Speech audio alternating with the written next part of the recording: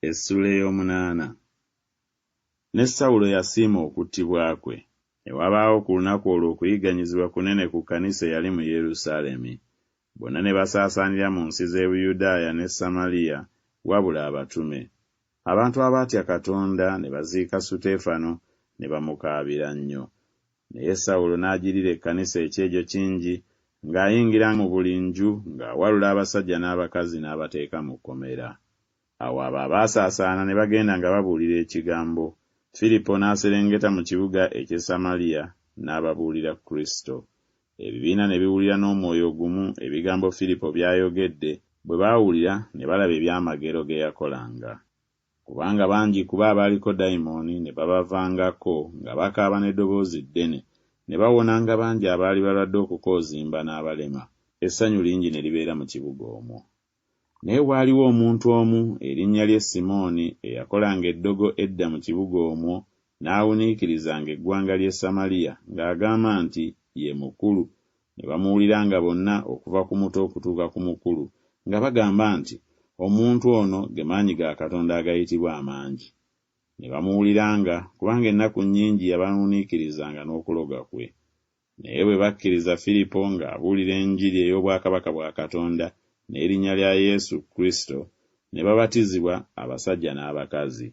Era ne Simooni yennyini n'akkiriza. Bwe yamala okubatizibwa n'abeeranga wamu ne Firipo. Bwe yalabanga ebyamagero n'obubonero obunene obwakolebwanga ne yeewuunya. Awo abatume abaali mu Yerusaalemi bwe baawulira nga e Samaliya bakkiriza ekigambo kya Katonda, ne babatumira Peetero ne Yokaana. Nabo bwe baatuuka ne babasabira okuweebwa Omwoyo Omutukuvu, kubanga yali tannabakubakkako n'omu ku bo. Naye baabatizibwa bubatizibwa okuyingira mu linnya lya Mukama waffe Yesu. Awo ne babassaako emikono ne baweebwa Omwoyo Omutukuvu. Naye Simooni bwe yalaba ng'olw'okusibwako emikono gy'abatume baaweebwa Omwoyo Omutukuvu, n'abaleetera effeeza, ng'agamba nti, mumpe nange obuyinza buno buli gwe nnassangako emikono aweebwenga Omwoyo Omutukuvu. Naye Peetero n'amugamba nti, effeeza yo ezikirire naawe, kubanga olowoozezza okufuna ekirabo kya Katonda n'ebintu. Tolina mugabo newaakubadde okugabana mu kigambo kino, kubanga omutima gwo si mugolokofu mu maaso ga Katonda. Kale weenenye obubi bwo obwo, osabe Mukama waffe, mpozzi olisonyiyibwa ekirowoozo eky'omu mutima gwo, kubanga nkulaba oli mu mususa ogukaawa ne mu nvuba y'obubi.